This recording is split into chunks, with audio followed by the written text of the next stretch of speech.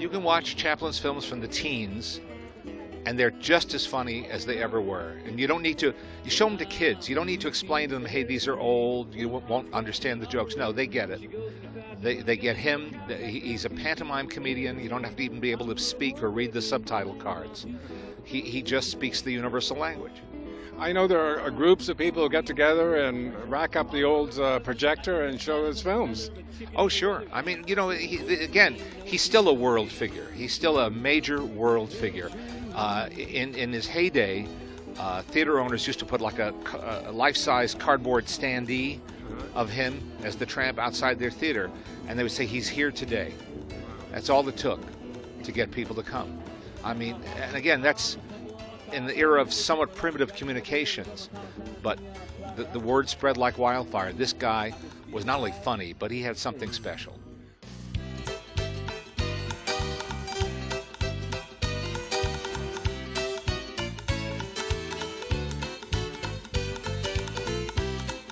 The genius of Charlie Chaplin's silent masterpiece, Modern Times, proved to be quite timeless at the recent Chaplinfest, a celebration of the film star and director's works. Held at William S. Hart Park in Newhall, the event was a fitting tribute to an artist whose influence continues even today. Modern Times was an iconic film. It's a great comedy, as we know, but it was also the last time that Charlie Chaplin appeared as the Little Tramp character. And the final scene of that movie, actually the final two scenes, was filmed nearby out on Sierra Highway.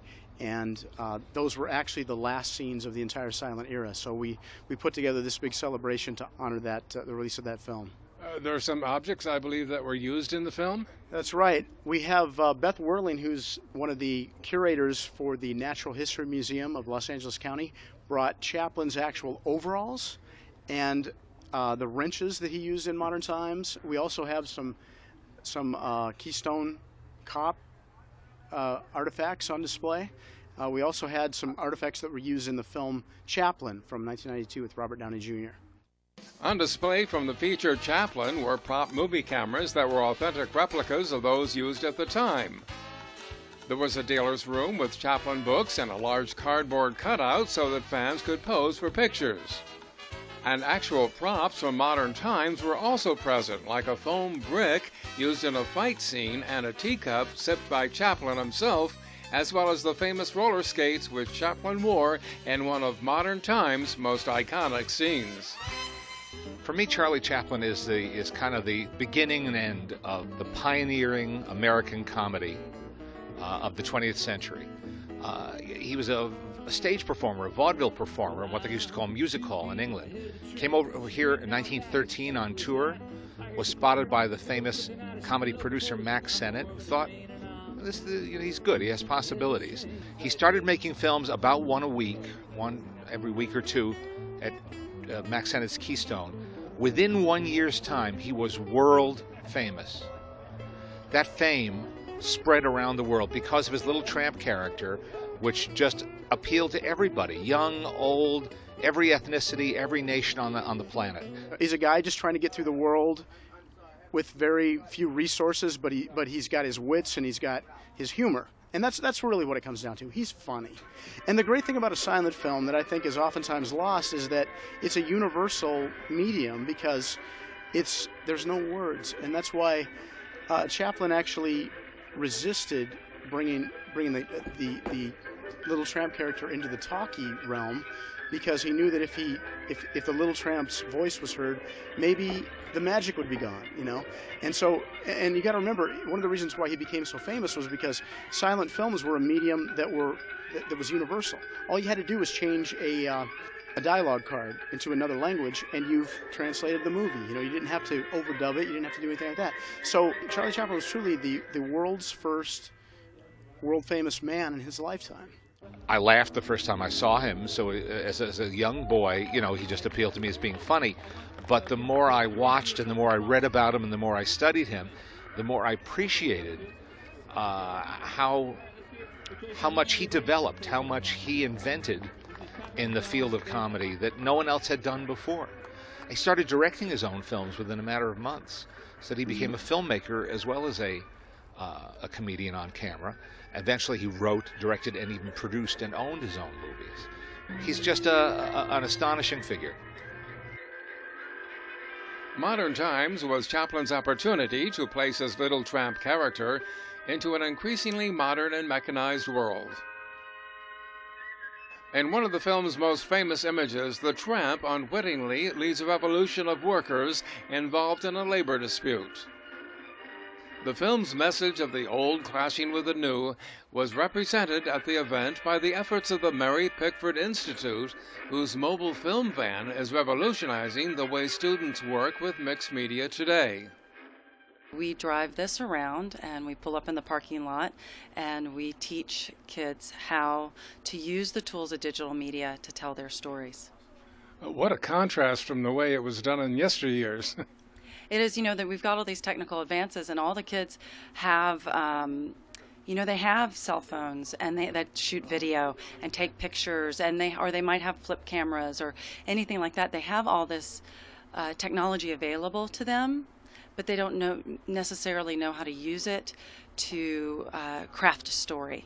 And so that's what we teach them, to use the critical thinking skills and craft a story to become producers, not just consumers of media.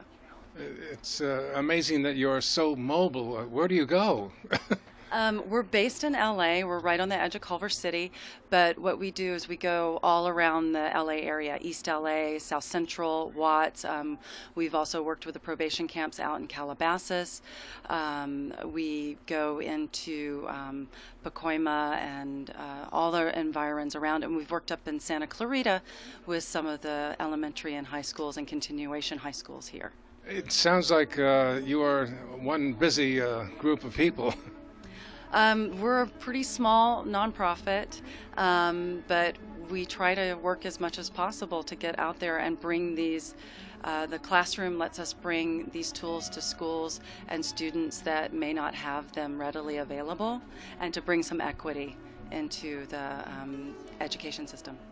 What are some of the reactions from the students when they walk through here and see all these screens? When they come on, we have music blaring, and so that that's different from the classroom right away. That they get to hear the music they want, and they're like, cool, and they really like the sound booth. They can go in, and we encourage them to. They all know from reality shows that how you do your testimonial. So for them to go in front of the camera one-on-one, they get more comfortable that way. And then we encourage them, if they want to go in there and sing along with their song and get their little American Idol on, they can do that. So they have a good time. And we also teach teachers how to use the technology that they have available and make them, because a lot of them want them always to put the cell phones and everything away in the classroom. And so we're trying to encourage them not to fight it, but to use it as a way of getting the kids engaged in their education. How does it feel to be a part of this first Chaplinfest? It's exciting to be up here, having worked with the schools in Santa Clarita, having the history of the Mary Pickford Institute, and knowing the Mary Pickford history with Charlie Chaplin being one of the founders of United Artists. And that what I find, bridging the gap between the Charlie Chaplin and his modern times to our modern times, is that these people, when they started doing silent films, they didn't have any rules. They were making it up as they went. And I think right now where we are with the accessibility of digital technology and the handheld cameras and all that, all the students right now have the same opportunity to create art like they did in the silent film days, because it is accessible, because there aren't as many barriers for them to get out there and create their own art and make their own new films. The highlight of Chaplinfest was a formal dedication ceremony to commemorate the spot where Modern Times filmed its last and most lasting image. Here a special plaque was unveiled depicting the famous view that served as a bridge between the old Hollywood of silent films and a new era of talking pictures. We wanted to, like I said, honor the 75th anniversary of the release of the film.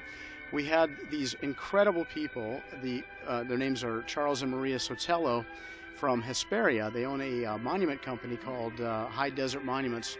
They heard about our project. They're big film fans. They're big Chaplin fans. They knew that this was volunteer organizations that were putting this on. They knew that we didn't have money up front to buy a monument to honor that site. They said, you know what?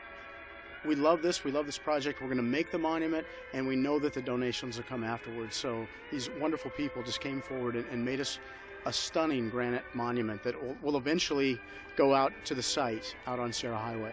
It looks exactly the same as it did 75 years ago. It's not like, when you're there, you know that this scene has power.